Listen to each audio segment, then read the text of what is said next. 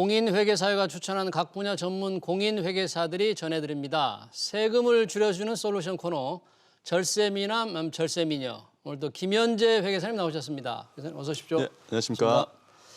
회계사님 지금 세 번째 주에 오셨는데 오늘 마지막이죠? 예, 오늘이 저는 마지막입니다. 네, 오늘 그동안의 첫 번째 주에 맞벌이 부부의 절세 전략을 말씀하셨고 두 번째 주에 이제 중소기업 다니는 청년들의 절세 전략. 예, 맞습니다. 네.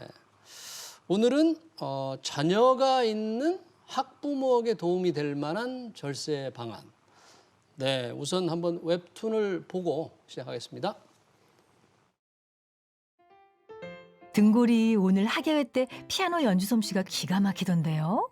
하하, 말도 마세요. 지금까지 나간 피아노 레슨비가 얼만데요. 달라야 말로 태권도 발차기가 끝내주던데요.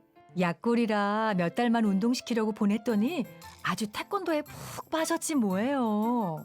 아이들 학원비 때문에 요즘 부모들 참 힘들어요. 그러고 보니 등골이네는 다들 음악에 소질이 있나 봐요. 등골이 큰 누나도 바이올린으로 유학 중이죠? 워낙 바이올린을 좋아해서 보내긴 했는데 어린 나이에 유학을 보냈더니 영 신경이 쓰이네요. 고등학생이면 다 컸죠 뭐. 걱정 마세요.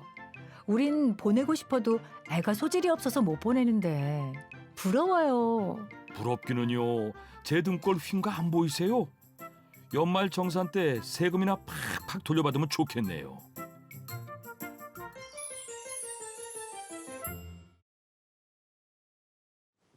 네, 학원비 대느라 등골이 팍팍 휜답니다. 네. 학원비 연말정산 때 그걸 다 받을 수 있나 모르겠어요. 세제 혜택을. 교육비 지출하면 연말정산 때 어떤 혜택이 있습니까? 그러니까 아이들 같은 경우에 교육비가 발생하면은 미취학 아동도 있을 거고 초등학생이 됐을 수도 있고 중학생, 고등학생 다 될 수 있지 않습니까? 그리고 대학생까지. 그때 발생한 교육비에서 15%까지를 세액공제를 받을 수가 있습니다. 15%요. 네. 근데 저희가 미취학 아동 같은 경우는 좀 요건이 있고 그리고 이제 초중 고등학생까지는 300만 원, 그리고 대학생은 900만 원 이렇게 한도가 있는데 거기에 15%를 곱한 300만 원의 15%는 45만 원을 돌려받는 거고 그리고 900만 원의 15%는 135만 원까지를 돌려받을 수 있는 것입니다. 네. 지출한 금액에 대해서 15%. 네. 그러면 모든 교육비를 다 공제받을 수 있나요? 예. 모든 걸 다 받을 수 있는 건 아니고 미취학 아동 같은 경우 그러니까 유치원생이죠. 태어나서 이제 그 뭔가 교육기관에 보내야 되는데 거기에서는 공제가 가능한 교육기관이 법에 지정되어 있거든요.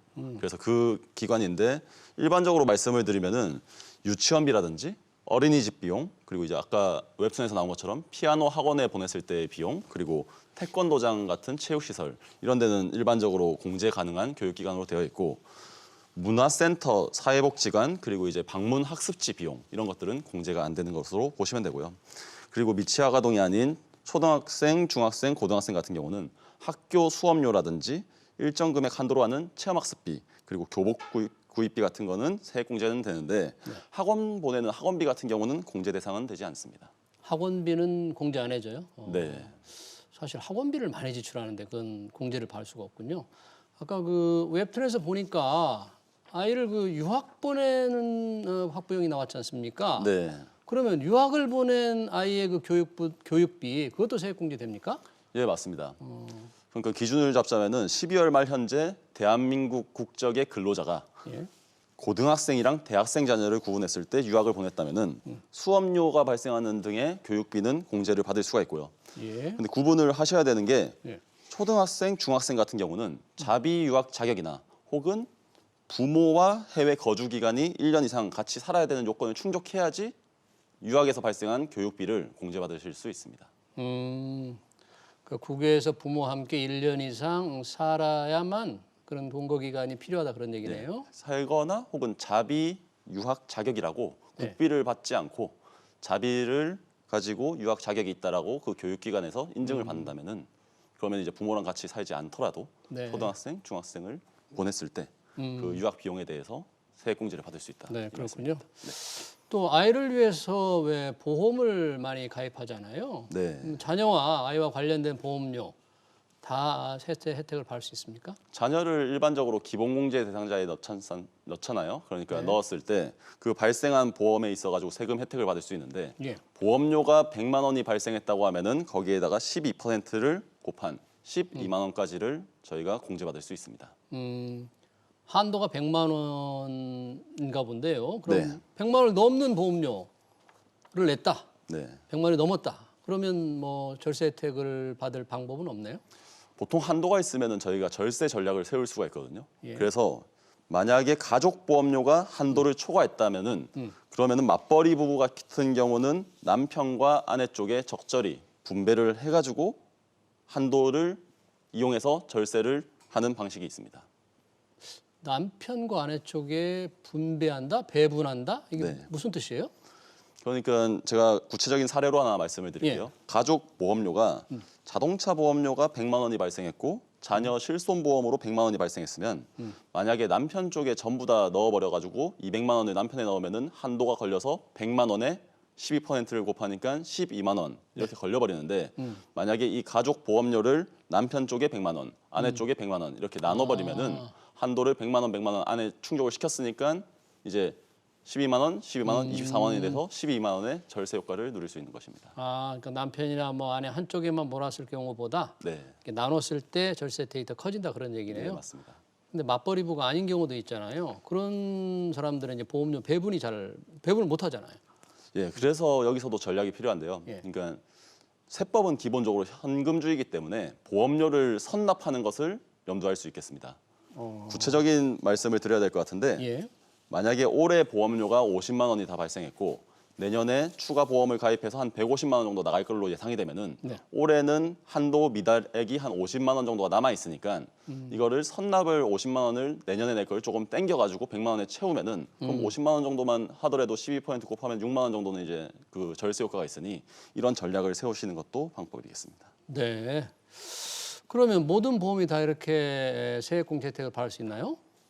보험의 모든 것을 다 받을 수 있는 것은 아니고 예. 보험의 종류가 있지 않습니까? 그래서 저축성 보험하고 보장성 보험으로 나뉘어요. 근데 예. 저축성 보험이라고 하면은 예. 연금 보험, 연금 저축 이런 것들인데 만기에 돌려받는 금액이 지금까지 납입했던 금액보다 더 큰 것으로 이것이 구분될 수 있습니다. 아, 그렇군요. 네.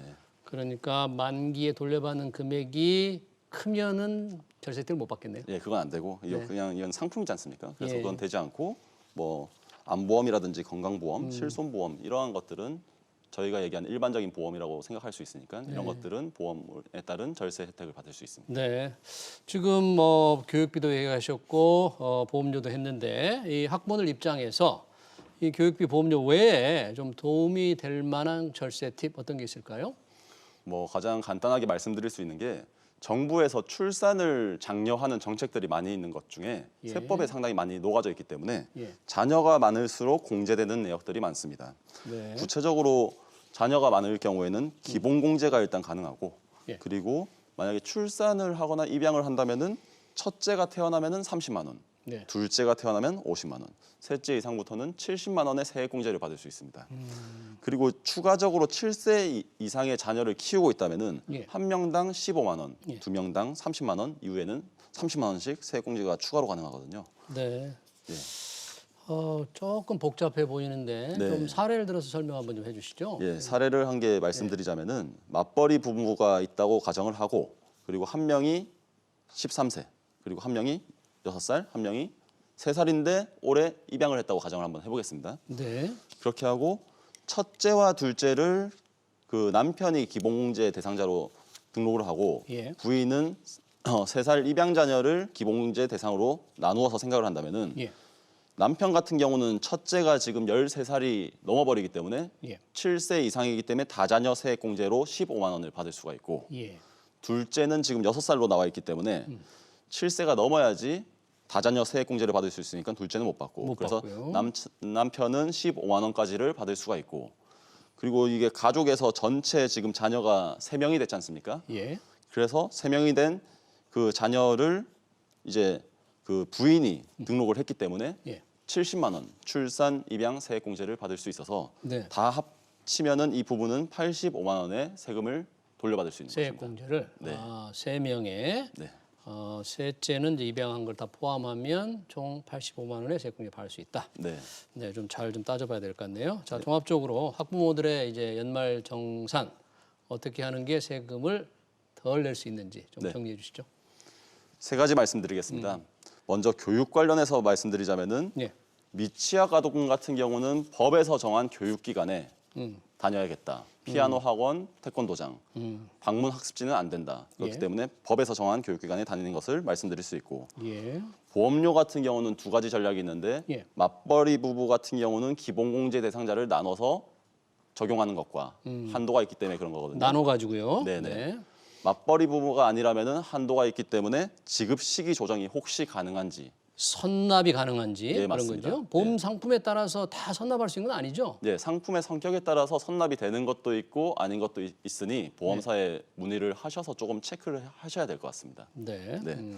그리고 마지막으로는 자녀가 많을수록 세 가지 음. 혜택이 있는데 소득공제 혜택은 기본적으로 있고 출산, 입양, 세액공제 혜택이 있고 마지막으로 자녀 세액공제 이렇게 세 가지 혜택이 있습니다. 네. 따라서 많은 자녀가 있으면 세금적으로 유리하다고 할 수 있으니 이제 많이 나오면 좋을 것 같습니다. 네. 뭐 이 정도 혜택을 줘 가지고 애를 많이 낳지는 않을 것 같아요. 좀 공제 혜택이 너무 좋은 것 같습니다. 셋째까지. 네, 맞습니다. 사실 한 가지 더 있는데 예.